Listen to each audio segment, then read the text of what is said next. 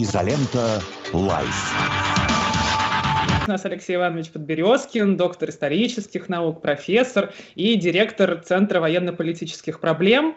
И я начну с того, Алексей Иванович, что я знаю, что вы вот происходящее сейчас, то есть то, что столкновение на Украине, подталкиваемое США, произойдет в конце 2021 года, в начале 2022 года, предвосхитили или как предсказали еще 8 лет назад, то есть в ноябре 2013 года. Вы сказали, что это произойдет вот примерно в эти сроки.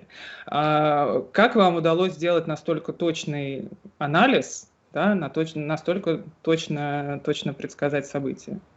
Ну, дело в том, что для того, чтобы какую-то стратегию прорабатывать, ну, даже в области закупки вооружений, мы должны знать базовые предпосылки того, что будет на будущее. Поэтому это прогноз.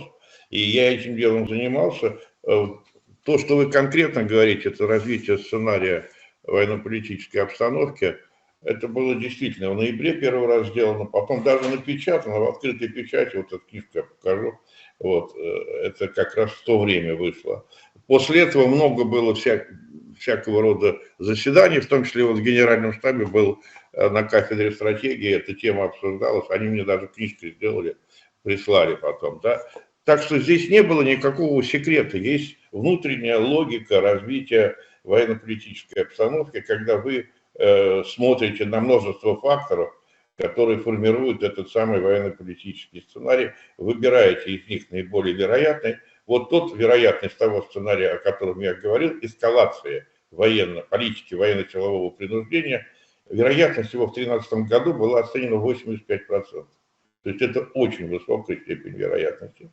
И дальше она конкретизировалась по различным вариантам. Наиболее такой был как бы признанный вариант, наиболее вероятный из этого вероятного варианта, это вариант создания 3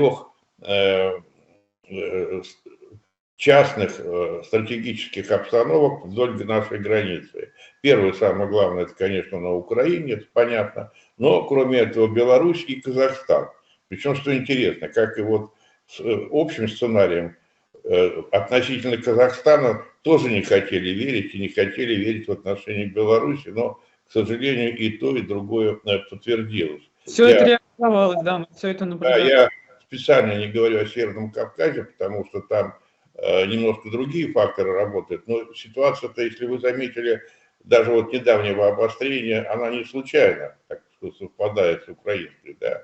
Поэтому эти вещи можно прогнозировать. Проблема в том, что слишком много этих факторов, очень часто они совпадают, иногда противоречат друг другу, но этим всем можно заниматься, и у нас на этот счет вышла куча всяких работ, ну, я имею в виду открытых, они на сайте центра есть в виде книг, таких вот толстых, вот, например, политика и стратегия, как PDF-овские, да, варианты, их можно посмотреть, пожалуйста, это как бы не является секретом, потому что такие вещи большие, их не спрячешь. Больше того, я считаю, что об этом надо говорить открыто. И о некоторых проблемных вещах лучше говорить заранее. Потому что вот это подход, когда, знаете, как в советские лучшие времена, мы там вас как капусту порубаем, шапками закидаем, он очень больно потом может обернуться. Надо предполагать, а точнее прогнозировать какие-то наиболее острые, неприятные моменты, которые могут возникать в этом случае.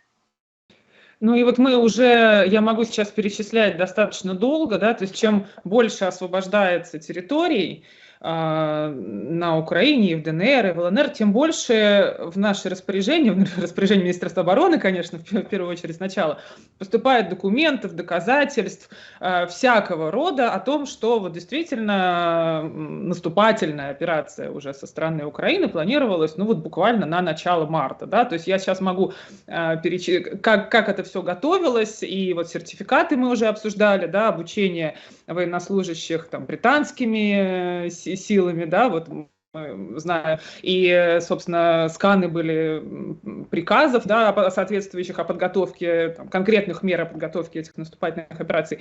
И даже были карты того, что и на Крым, да, планируется это наступление, карты минирования с проходами для танков, да, чтобы заманить в такую определенную ловушку. И я думаю, что еще много можно таких перечислить.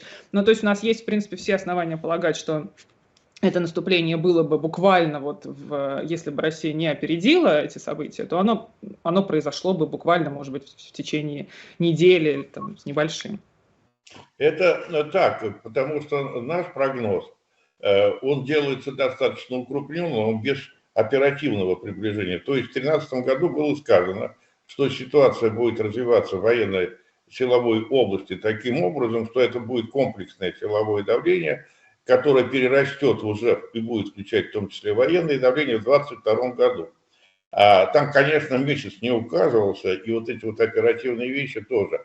Но вы же сами прекрасно понимаете, что такого рода оперативная информация присутствует, ее очень много, иначе зачем нужна военная или внешняя разведка? Конечно, их много, в том числе агентурных данных, в том числе данных, которые являются разведпризнаками там, по дислокации войск, вы сказали, по подготовке и прочее, прочее. Было совершенно очевидно, что они готовятся. Они готовились всерьез, хотели эту операцию они сделать за 2-3 дня.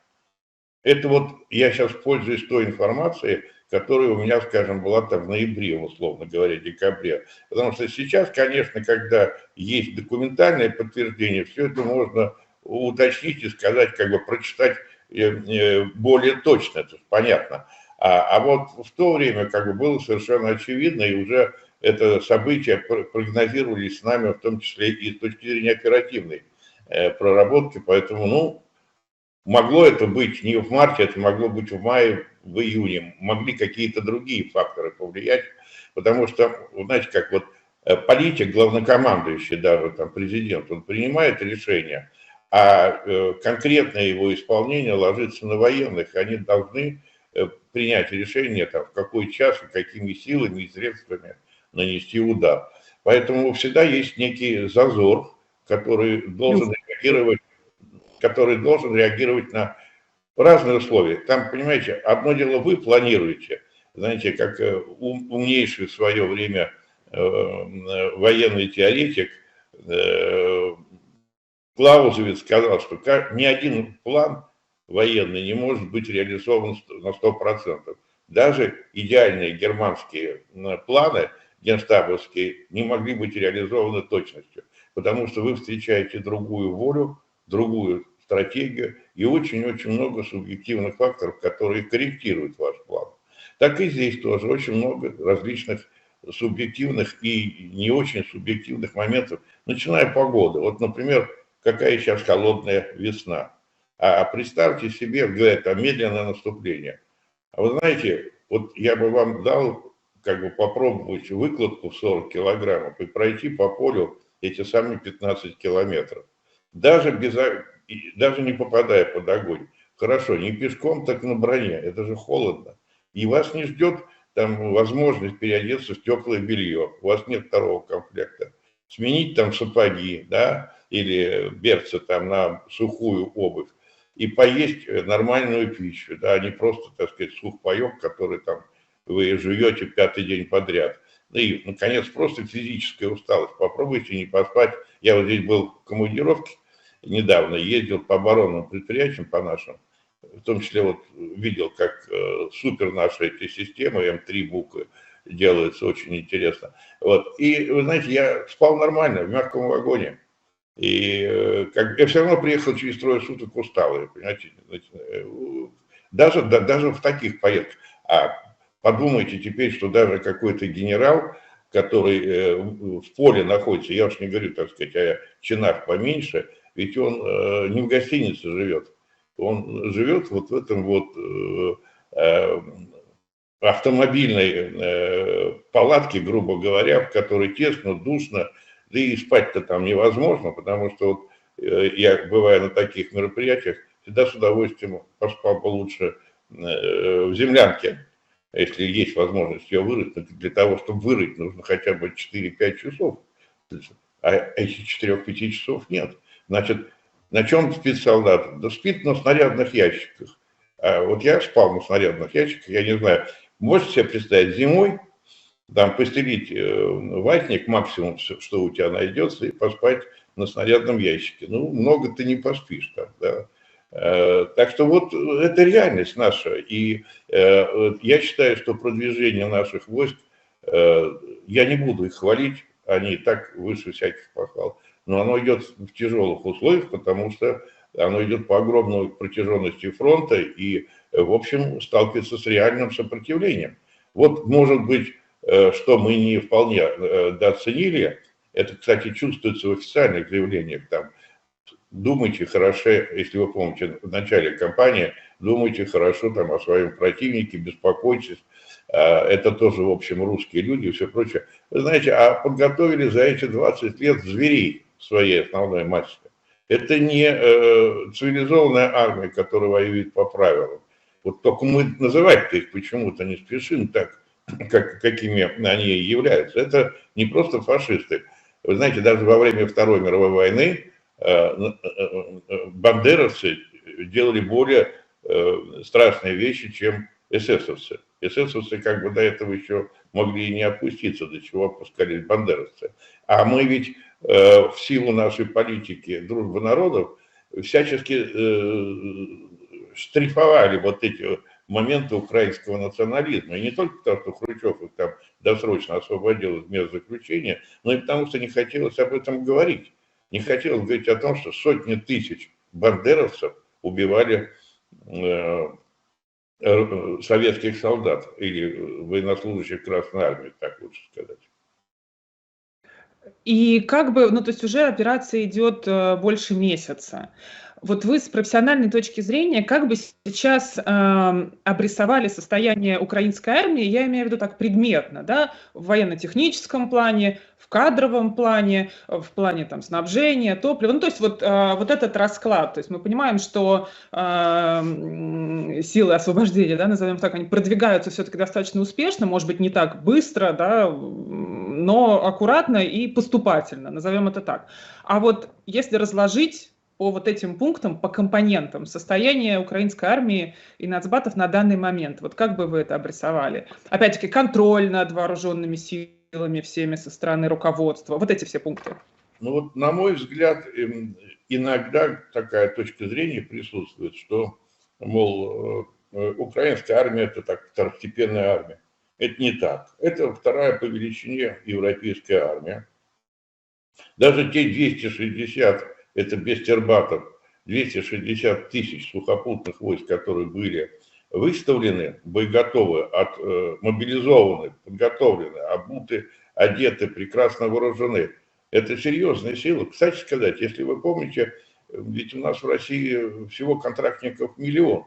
Значит, как бы вы ни считали, вычтите ВВС, ВМС, тыловые и восточные наши регионы, ну, у вас останется 250 тысяч, да, в сухопутных войсках. Это максимум, который вы могли бы теоретически, да. То есть здесь соотношение сил 1 к 1. Плюс мобилизация, которую провели, уже 2 волны мобилизации, которую провели украинцы и резервистов, плюс тербаты, так называемые, хотя здесь не всегда понятно, это в плюс или в минус, но скорее все-таки в плюс, потому что тыловые функции, те, которые у нас Росгвардия выполняет, они это выполняют. Поэтому соотношение сил 1 к 1. Советская техника у них, у нас российская лучше, но надо понимать, что российская техника нынешняя, которую вот за последние 10 лет мы создавали, она, в общем, является в своей массе модификации российской. Скажем, БУК-М3 – это БУК-1, который есть у украинцев на вооружении. Торы М2 – это, значит, тоже модернизированные, но Торы, которые есть у украинской армии. С-300 – это, по сути дела, аналог С-400, ну и у нас 300-ки есть, да, ну и так далее, тому подобное. Я уж не говорю там про МиГи, МиГ-29 – это базовый наш самолет, легкий, так сказать, истребитель, бомбардировщик.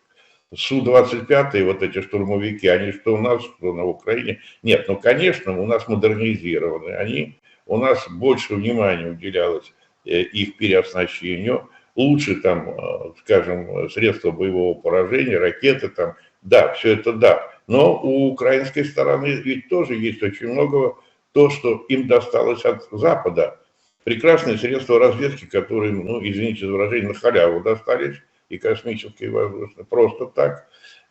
Очень хорошие средства радиоэлектронной борьбы, средства разведки артиллерийской. Но это очень дорогая установка. Вот у нас их на самом деле немного, к сожалению. Но представьте себе, если она есть, то бригада может с точностью там, до метра вычислять на расстоянии, в радиусе там, 70 километров.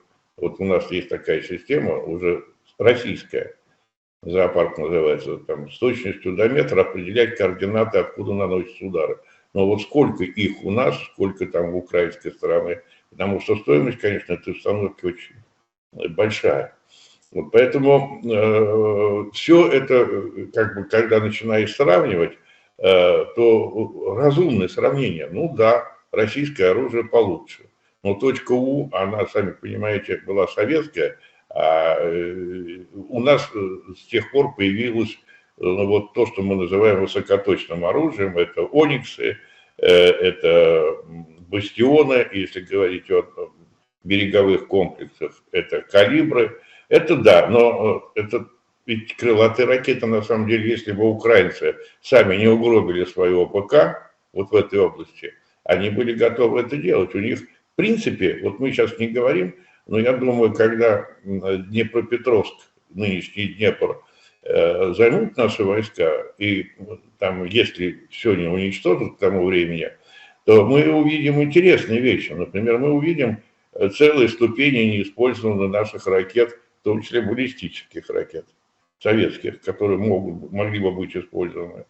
И так далее, и тому подобное. Вот это нельзя недооценивать, потому что с точки зрения оборонно-промышленного комплекса Украинская ССР, конечно, была очень мощным потенциалом. Ну, кроме того, там было 3 наиболее боеготовых округа военных сосредоточено. Это значит штабы, склады. Вот, например, то, что было в Ивано-Франковской области уничтожено ударом кинжала, да, хранилище, это точки, да, ну, это было хранилище, создавалось еще для тактических ядерных боеприпасов.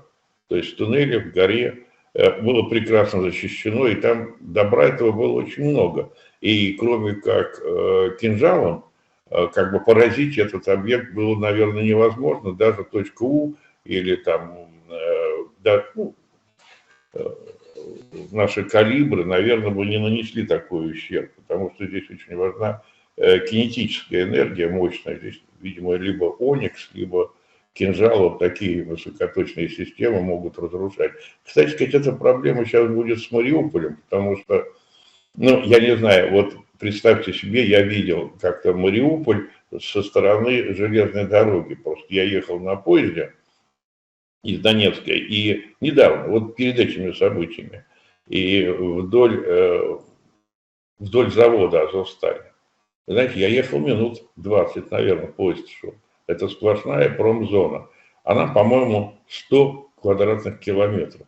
Представляете, какая площадь колоссальная. И все это, в общем, хорошо сделанные укрытия, конечно, которые приспосабливали для обороны. Поэтому их уничтожать нужно особенно мощными боеприпасами, там и высокоточным оружием, да, но и минометами типа «Тюльпан», там калибр 240, и да, многими теми видами, которые обладают серьезным фугасным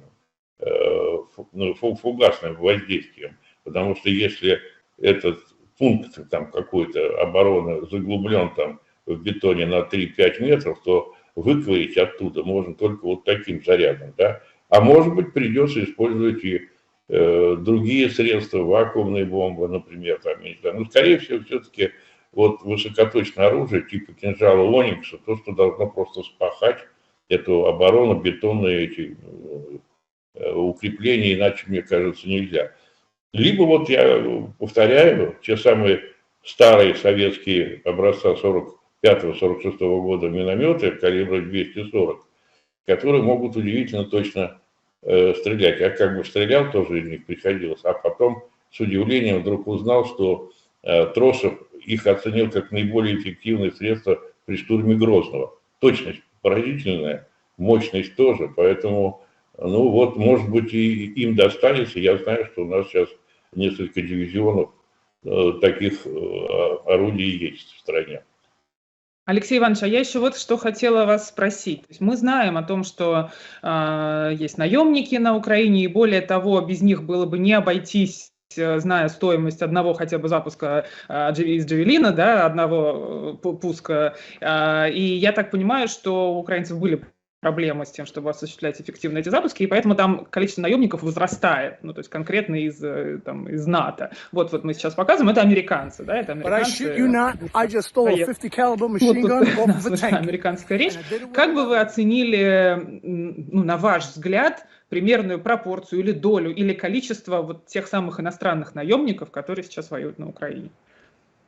Ну вот это моя личная точка зрения, она может быть и не совпадать, конечно, с мнением оперативного управления или генерального штаба, но, на мой взгляд, наемники любые – это сырье для диверсионно-разведывательных групп.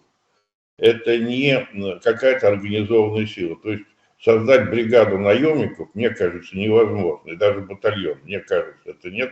Вот повторить опыт интербригад, грубо говоря, в Испании, да, мне кажется, в нынешних условиях невозможно. Да, это могут быть мелкие группы, которые будут заниматься террором, разведкой, диверсиями.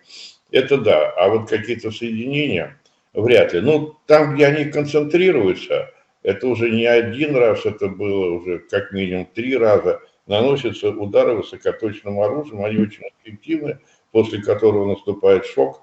Понимаете, вот иногда есть такое ошибочное мнение, что воюют ребята там десантными лопатками, кулаками и приемами рукопашного боя. Нет, воюет в основном все-таки ствольная артиллерия, либо вот РСЗО, системы залпового огня, либо высокоточное оружие сейчас, да. Вот, но в основной массе все-таки основная тяжесть падает на авиацию штурмовую, армейскую и фронтовую, и на артиллерию.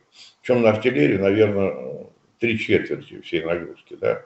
Ну и что наемник? Наемник в данном случае, если он идет в качестве заряжающего, то он обычный солдат, который подносит боеприпасы. В качестве старшего офицера там, батареи или дивизиона он не может служить. Он не знает техники, да и никто ему не позволит. Поэтому это вот такие, знаете, люди, которые пришли, что называется, на сафари, да. И эффект их, на мой взгляд, небольшой.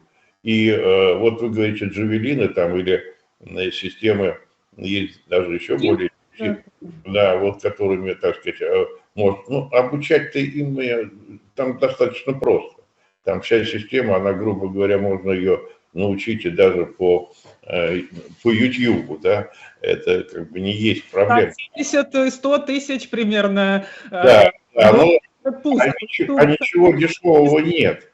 Вот, понимаете, 100 тысяч это да, но они же не покупают украинцы, им дарят это, да, поэтому халява, вот, поэтому они особенно и не дорожат. Но их много, потому что речь идет о том, что им поставили несколько тысяч, я так примерно прикинул, англичане там 5-6, немцы уже поставляют, поэтому оружия у них много, по-моему, даже шведы им уже поставляли, вот это я не помню. Вот, поэтому этого оружия у них достаточно много, но все равно воюют подразделения воинские. Да? Это не какой-то там вылез Чак Норрис с гранатометом и всех покрошил, да? А воюют воинские части и артиллерия. В большей степени все зависит, скажем, от умелого офицера, корректировщика, там, да, разведчика, наводчиков, которые могут нанести огневое поражение. Танкисты то же самое, да, вот, но вот все остальное, это, мне кажется, уже из области таких хулиганов, пакостников, которые приехали заработать, срубить деньги, как говорится, да. Я не думаю, что они, ну, может быть, я ошибаюсь, вот Я просто... Если можно, я один вопрос все-таки сегодня успею задать. Пожалуйста, а то я... Ничего. Позавчера наши пранкеры, знаменитые Вован и Лексус, поговорили с министром обороны, если мне не изменяет память, Великобритании, и он в разговоре сказал, там некоторые вещи они не опубликовали, потому что, говорят, там есть страшные признания, которые нельзя даже вслух произносить, но я думаю, что это пойдет в наши спецслужбы, эти все признания, одна из фраз, которые меня очень сильно удивили, я хотел у вас, грубо говоря, эту фразу попросить прокомментировать вас. То, что в Великобритании существует нехватка оружия в связи с тем, что оно отправлялось на Украину и продолжает отправляться в огромных количествах. Аналогичную вещь я слышал своими собственными ушами от министра иностранных дел Канады на днях, который говорит, что у нас не из чего производить и самим уже не из чего, там, грубо говоря, стрелять. Да. А можете вы как-то прокомментировать, что это вообще? Ну, на самом деле все очень просто. Закупается какой-то, делается гособоронзаказ, грубо говоря, что в России, что в Великобритании, что в Канаде, исходя из возможностей и ресурсов. Да? И, то есть, если у вас там количество самолетов, условно говоря, дорогих изделий стоимостью там десятки, даже сотни миллионов долларов, оно рассчитывается поштучно. Количество танков там, в пределах десятков, да, потому что это несколько миллионов долларов цена изделия, да, а количество джавелинов оценивается там сотнями тысяч. Никто не будет делать 50 тысяч джавелинов, тем более они же стареют, новые системы поступают на вооружение, на замену. И вот то, что набралось на складах, на мой взгляд, не самое новое и не самое лучшее, наша лучшая система. Вот. Они отправили со складов на Украину. Просто у них больше не было, сделано запас, и я не уверен, что они могут сделать еще, потому что какое-то изделие делается, потом, документация, конечно, не уничтожается, но технологии уже отсутствуют, да, и, есть склад забит, то, что было. Вы знаете, иногда делается умышленно, это таким образом, чтобы расстрелять, что называется, боекомплект, и были, чтобы возможности сделать другие заказы более современных систем. Утилизацию. Да, и никто не делает это на всю жизнь. Вот это все равно, что если вы консервируете там огурцы помидорами, да, вы можете делать там, я тоже нет, но я просто помню, как это мои родители делали еще, в то время все консервировали. Вот, вы сделаете 20 банок, вы не будете делать 2000, правильно? Вот эти 20 банок, которые были, они и съедены. А сейчас уже сезон другой, банок нет, крышек нет. И растут огурцы, да. Очень, кстати, наглядно. Спасибо, кстати, очень спасибо большое. Я думаю, наши зрители поняли. На примере с огурцами великолепно. Пока следующего гостя подключают, я бы все-таки вас еще спросила, вот еще, может быть, 4-5 минуточек, если у вас есть, по Польше. Потому что та нахрапистость, с какой Польша пытается сейчас, хотя бы одной ногой в любой форме, да, в НАТО, не в НАТО, в какой-то другой общности вступить на Украину, все-таки наводит на мысль, и сейчас уже много об этом пишут, о том, что, возможно, она хочет поучаствовать в разделе Украины. Вот вы так предметно, конкретно перспективу этого как оценили бы? На самом деле здесь еще более широкая задача стоит, поляки поставили перед собой. Они захотели стать любимой женой США в Европе. И поэтому и в военном отношении, и в политическом они везде не без выгоды, всегда с выгодой для себя заявляют о своей лояльности. Вот это сейчас самый лояльный союзник США в Восточной Европе, но они хотят еще быть неким координатором, посредником, естественно, не безвозмездно, в отношениях Вашингтона с другими странами Восточной Европы, то есть вести за собой. Заметьте, как они сейчас бросились на Венгрию с критикой, да. Поэтому с точки зрения военной она мало что из себя представляет, Польша, а с точки зрения амбиций, территориальных претензий и вот этих расчетов экономических, надо сказать, что во многом эти расчеты подтверждаются, потому что поляки получают от американцев бешеные деньги и от европейцев. и хорошую технику, в общем, столько, сколько им даже, может быть, и не очень нужно. Поэтому они продают свою любовь за деньги, вот как это, вот продажная женщина, да, с низкой социальной ответственностью, да, как пишут. Да. Ну, при этом, вот, я так понимаю, выдвигают уже, начинаются, да, вот эти вот и на Калининград уже начинаются вот эти вот... Ну, это само собой, понимаете, Калининград был там русским, Кант, кстати, родился и работал в университете русского Калининграда, Кенигсберга, да, вот он был прусским, он был там, он никогда не был польским, поэтому, ну, полякам ведь это все равно, им важно покукарекать и заявить о своей лояльности США и о своей ненависти к России. Вот этим как бы все объясняется. Потом еще ведь есть момент, о котором мы редко говорим. Вы знаете, на мой взгляд, очень многие из нынешней польской элиты хорошо жили и работали с Советским Союзом, даже молодое поколение. Я просто скажу, некоторые были завербованы. И вот сейчас они хотят доказать свою лояльность. Это, кстати, характерно не только для Польши. Тот же самый Столтенберг был левым, радикалом левым. Да, многие из них. Шольц, я его помню, когда он был молодым социал-демократом левым и бросался на НАТО, так, знаете, со звериным оскалом коммунистического империализма. Вот. Поэтому вот они для того, чтобы очиститься перед американцами, очень хотят быть русофобами и такими радикально настроенными пронатовскими лидерами. Спасибо вам большое, Алексей Иванович. У нас уже подключился наш следующий гость. Очень да, спасибо вам. Да, спасибо вам огромное. Спасибо огромное.